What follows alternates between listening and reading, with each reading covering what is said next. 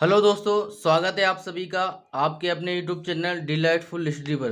तो दोस्तों, कल हम कक्षा 10 की जो एक्सरसाइज 1 थी उसका जो बेसिक था वो हम पढ़ चुके हैं। आज हम पढ़ेंगे प्रश्नावली 1.1। ठीक है, तो इसमें देखो हमारा जो पहला सवाल है वो है निम्नलिखित संख्याओं का एचसीएफ ज्ञात करने के लिए यूक्लिड विभाजन एल्गोरिथम का प्रयोग कीजिए। ठीक है, तो यहाँ पर देखो पहले क्वेश्चन में इसने 3 क्वेश्चन दे रखे हैं, तो हम तीनों क्वेश्चनों को अलग अलग सोल्व करेंगे। तो यहाँ पर देखो हमारा जो पहला क्वेश्चन है वो है 135 और 225, यानी कि हमें 135 और 225 का एचसीएफ ज्ञात करना है। किसकी सहायता से? यूक्लिड विभाजन एल्गोरिथम की सहायता से। तो देखो हमें 135 और 225 का एचसीएफ ज्ञात करना है यूक्लिड विभाजन एल्गोरिथम से। तो देखो कल हमने पढ़ा था यूक्लिड विभाजन एल्गोरिथम क्या होता है कि अगर दो पूर्णांक ए और बी है तो हम ए और बी को किस रूप में लिख सकते हैं? ए बराबर B into Q plus R के रूप में। ठीक है, इस रूप में लिख सकते हैं। तो यहाँ पर देखो इस फॉर्मूले से हम 135 और 225 का एचसीएफ ज्ञात करेंगे। तो देखो कैसे करेंगे? सबसे पहले हम क्या करेंगे, 135 और 225 में से ए और बी निकालेंगे। देखो ए हमारा क्या होगा, जो सबसे बड़ी संख्या होगी उसे हम ए लेंगे। ठीक है, तो यहाँ पर देखो ए जो होगा हमारा क्या होगा, 225 होगा। ठीक है, तो यहाँ पर हम लिखेंगे, देखो इसको चरणों में हम सोल्व करेंगे। तो यहाँ पर लिखेंगे हम हल में हल। ठीक है, यहाँ पर लिखेंगे हम चरण फर्स्ट। ठीक है, चरण फर्स्ट। क्लियर? इसमें क्या करेंगे, चरण फर्स्ट में यहाँ पर लिखेंगे हम ए बराबर हमारा 225 है और बी बराबर 135 है। अब देखो हम यूक्लिड विभाजन एल्गोरिथम से क्या लिखेंगे, हम यहाँ पर लिखेंगे 225 बराबर में, ठीक है, 135। ठीक है, अब यहाँ पर हम क्या करेंगे, 225 में 135 का भाग देंगे। ठीक है, कैसे देंगे? देखो 225 में 135 का भाग देंगे। ठीक है, अब देखो कितनी बार जाएगा, एक बार जाएगा तो यहाँ पर आएगा 135। ठीक है, घटाएंगे तो कितना बचेगा, 90 बचेगा। क्लियर? अब देखो यहाँ पर हम क्यू और आर का मान लिखेंगे। तो देखो क्यू क्या आता है हमारा, भागफल। ठीक है, तो यहाँ लिखेंगे गुणा में 1 और प्लस शेषफल यानी कि 90। ठीक है, ये हमारा चरण 1 हो चुका है।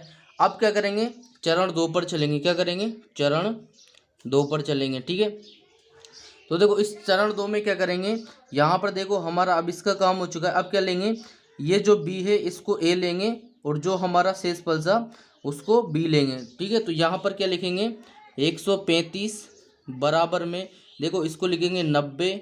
अब इनटू, देखो अब क्या करेंगे, 135 में 90 का भाग देंगे। ठीक है, 90 का भाग देंगे तो कितनी बार जाएगा, एक बार जाएगा 90।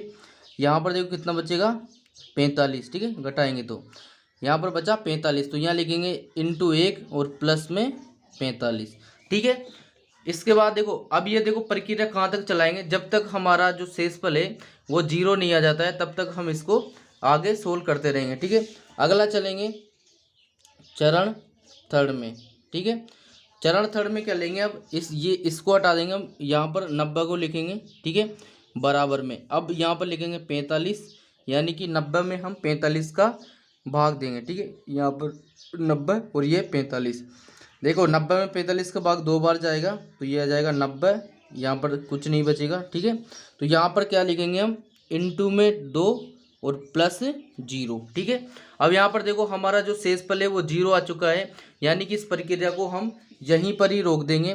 तो देखो अब हम इसमें से आंसर कैसे निकालेंगे, तो देखो जो अंतिम प्रक्रिया आएगी, मतलब जिसमें हमारा जो शेषफल है वो 0 आएगा, वहाँ पर जो हमारा बी का मान आएगा, ठीक है, ये बी का मान है, यही हमारा क्या होगा, उत्तर होगा, यानी कि यही हमारा जो संख्या दे रखी है उसका एचसीएफ होगा। ठीक है, तो अंत में क्या लिखेंगे, चूंकि शेषफल शून्य प्राप्त हो गया है। ठीक है, इस स्थिति में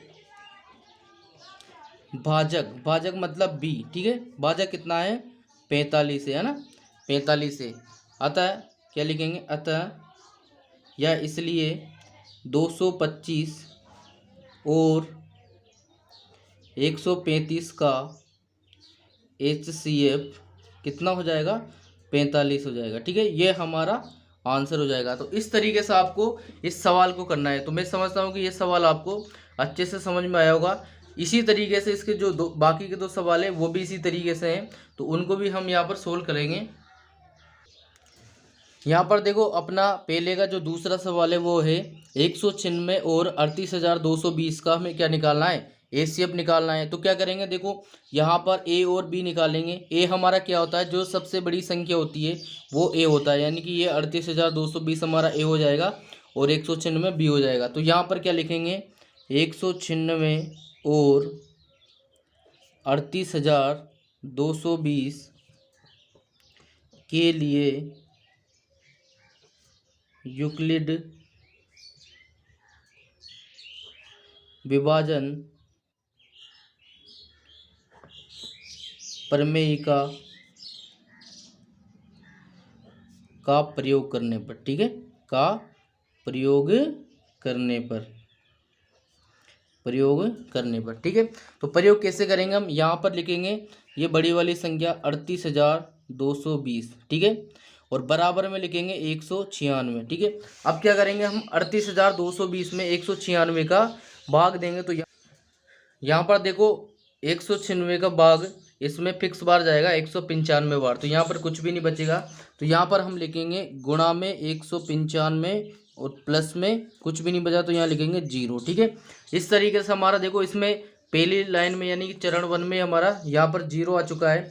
तो यहाँ पर देखो ये जो बी का मान है वो कितना है, 196 है, ठीक है। तो इस तरीके से इन दोनों का एचसीएफ क्या हो जाएगा, 196 हो जाएगा। तो यहाँ क्या लिखेंगे, चूंकि शेषफल 0 प्राप्त हो गया है, ठीक है। इस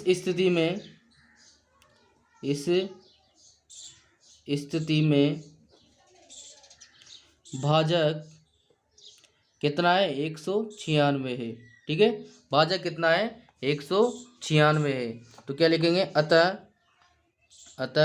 196 और 38,220 का एचसीएफ कितना होगा, 196 है, ठीक है। ये हमारा आंसर हो जाएगा, ठीक है। ये हो गया हमारा पहले का दूसरा क्वेश्चन। अब करेंगे हम पहले का तीसरा क्वेश्चन। देखो अब हमारा है तीसरा क्वेश्चन है 867 और 225 का हमें एचसीएफ याद करना है, ठीक है। तो यहाँ पर देखो ए हमारा क्या हो जाएगा, 867, ठीक है, और बी हमारा क्या हो जाएगा, 225। तो यहाँ पर लिखेंगे हम 867 और 225 पर यूक्लिड विभाजन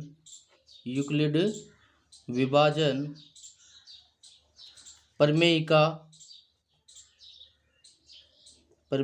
का प्रयोग करने पर, ठीक है, प्रयोग करने पर, ठीक है।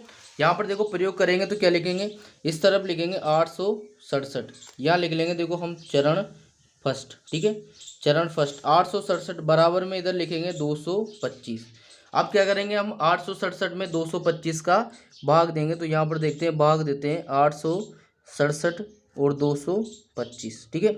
यहाँ पर देखो भाग कितनी बार जाएगा, 8 है यहाँ पर, तो हम 3 बार इसका भाग देते हैं, ठीक है। तो 3 बार भाग देंगे तो कितना आएगा, 5 या 15 का 5 हासिल का 1, 6, और यहाँ पर आएगा 6 और 7, ठीक है, 765। माइनस करेंगे तो देखो यहाँ पर बचेगा हमारा 102, कितना बचेगा, 102 बचेगा, ठीक है। तो यहाँ पर क्या लिखेंगे, देखो गुणा में क्या लिखेंगे, इसको लिखेंगे 3 को, ठीक है, ये 3, प्लस में किसको लिखेंगे, शेषफल को, यहाँ लिख दिया 102, ठीक है। तो ये हो गया हमारा चरण 1। अब क्या करेंगे हम, चरण सेकंड में चलेंगे, ठीक है। यहाँ पर देखो शेषफल 0 नहीं है तो हम चरण सेकंड पे चलेंगे। तो चरण सेकंड में क्या लेंगे, इसको ए लेंगे और इसका भाग देंगे। तो यहाँ पर लिखेंगे 225 बराबर में 102, ठीक है। अब क्या करेंगे हम, 225 में 102 का भाग देंगे, ठीक है, 102 का। तो देखो यहाँ पर 2 बार भाग जाएगा तो कितना आएगा, 204, माइनस करेंगे तो कितना आएगा, 51, ठीक है, 51 आया। तो यहाँ पर हम लिखेंगे गुणा में कितना, 2 और प्लस ये 51, ठीक है, यहाँ लिख दिया 51। अब भी देखो हमारा 0 नहीं आया शेषफल, तो क्या करेंगे, अगले चरण में चलेंगे, तो यहाँ लिखेंगे चरण थर्ड, ठीक है। चरण थर्ड में यहाँ पर देखो 102 लेंगे, बराबर में इस शेषफल का भाग देंगे, ठीक है। अब यहाँ पर देखो 102 में 51 का भाग देंगे, 51 का भाग देंगे, तो यहाँ पर देखो ये कितनी बार चला जाएगा, 2 बार, तो यहाँ आ जाएगा 102 और क्रॉस कुछ नहीं बचेगा, तो यहाँ पर क्या लिख देंगे हम, गुणा में 2 प्लस 0, ठीक है। तो यहाँ पर देखो हमारा जो शेषफल है वो 0 आ चुका है, तो इस प्रक्रिया को यहीं पर ही रोक देंगे, यानी कि हमारा आंसर यहीं से मिलेगा। तो क्या लिखेंगे यहाँ पर, चूँकि शेषफल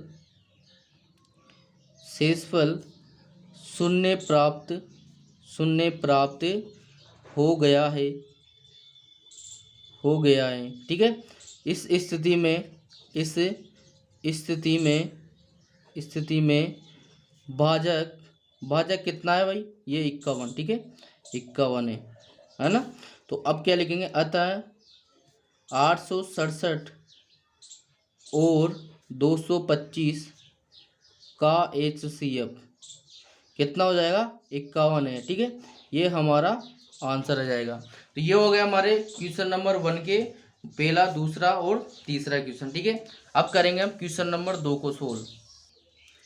देखो हमारा जो सवाल नंबर 2 है वो है, दर्शाइए कि कोई भी धनात्मक विषम पूर्णांक 6q+1 या 6q+3 या 6q+5 के रूप का होता है जहाँ q कोई पूर्णांक है। हमें क्या करना है, कोई भी धनात्मक विषम पूर्णांक है वो इस रूप का होगा, ये हमें दिखाना है, ठीक है। तो ये हम किससे दिखाएंगे, जो हमारी यूक्लिड विभाजन एल्गोरिथम है उसकी सहायता से इसको सिद्ध करेंगे, ठीक है। तो इसको कैसे करेंगे देखते हैं यहाँ पर। तो देखो यहाँ पर हम क्या करेंगे, सबसे पहले मान लेंगे, माना, ठीक है, माना ए कोई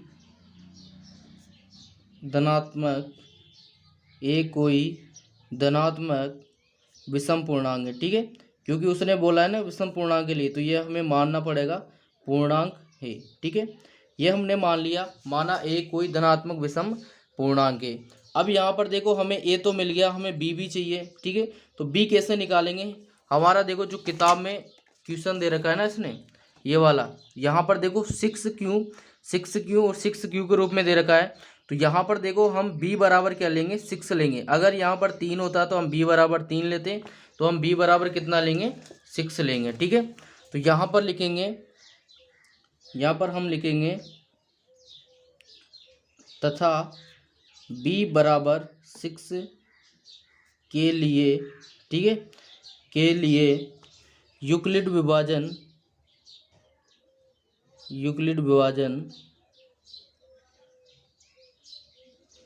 प्रमेयिका का प्रयोग करने पर, यूक्लिड विभाजन प्रमेयिका का प्रयोग करने पर, ठीक है, प्रयोग करने पर। देखो इससे हम क्या लिख सकते हैं, a बराबर क्या लिखेंगे, a बराबर, यहाँ पर देखो b हमारा कितना है, 6 है, ठीक है।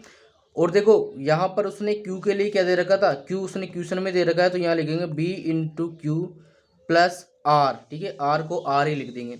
अब यहाँ पर देखो हमें r का मान भी चाहिए, तो r का मान देखो कैसे निकालेंगे हम, r का मान देखो हमारा जो r का मान है वो कितना होता है, 0 या 0 के बराबर या 0 से बड़ा और किससे, b से छोटा होना चाहिए, ठीक है, b से छोटा होना चाहिए।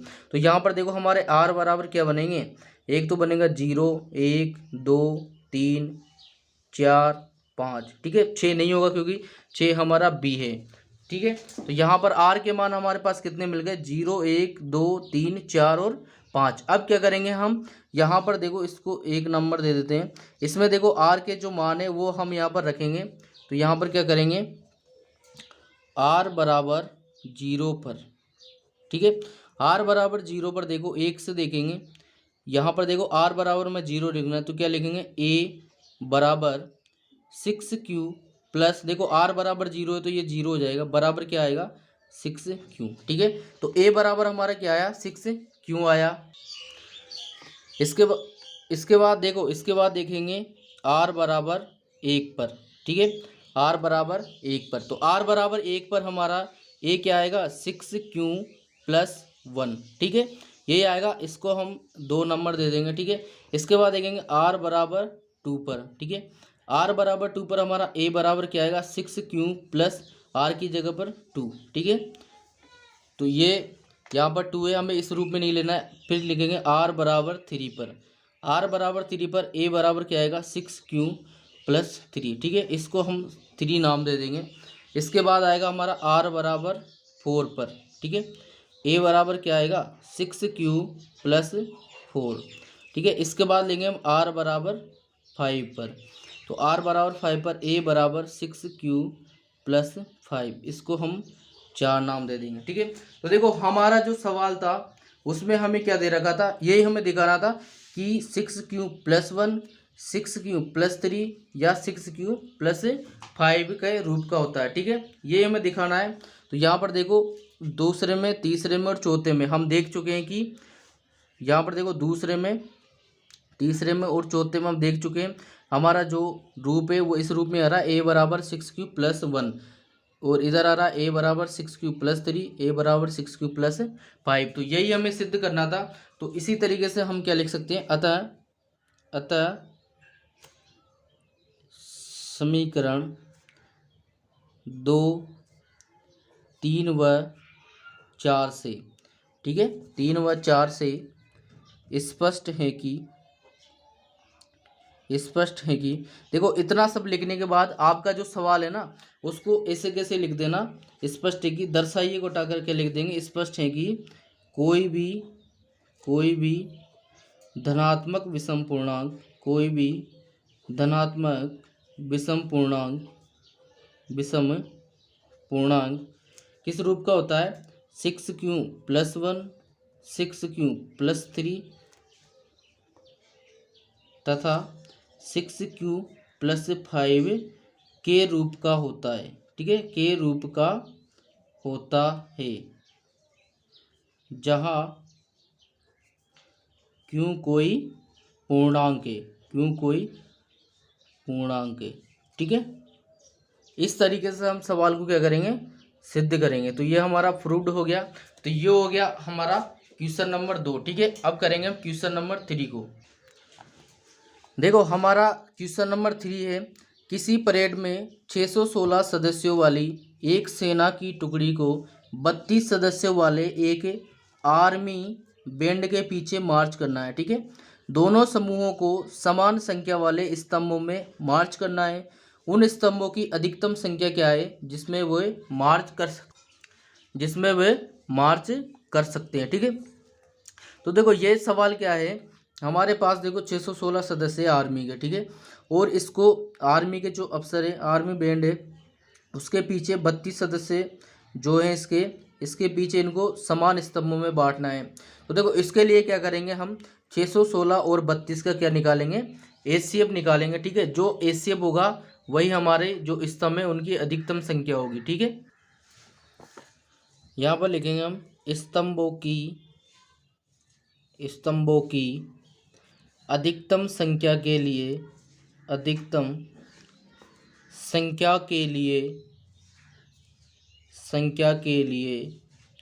क्या करेंगे 616 और 32 का एचसीएफ ज्ञात करेंगे, ठीक है, एचसीएफ ज्ञात करेंगे, ठीक है।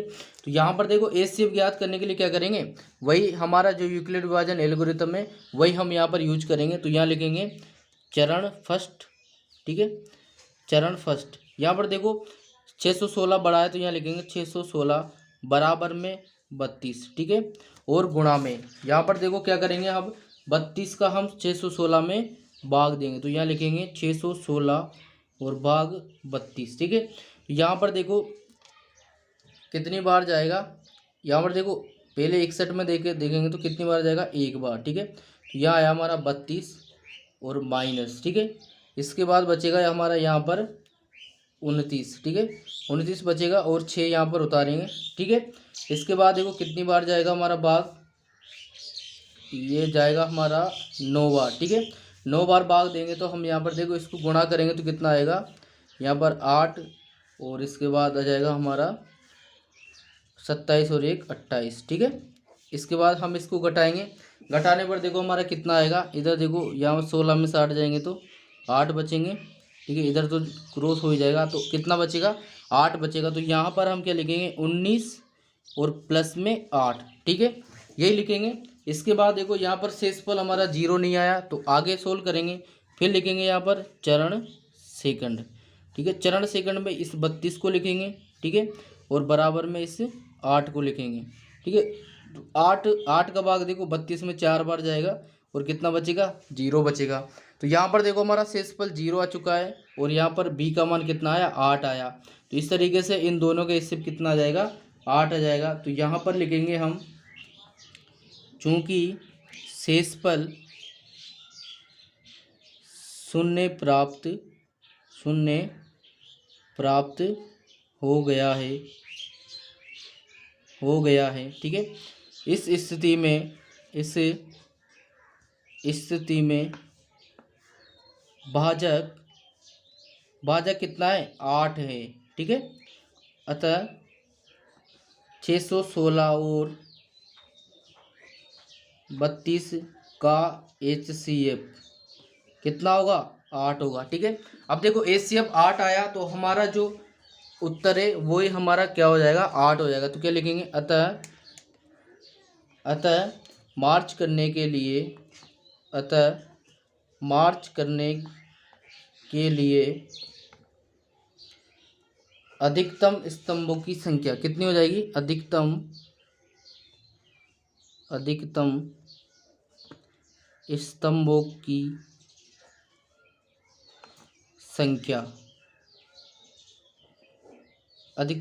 की संख्या ये कितनी हो जाएगी, बराबर 8 हो जाएगी, ठीक है।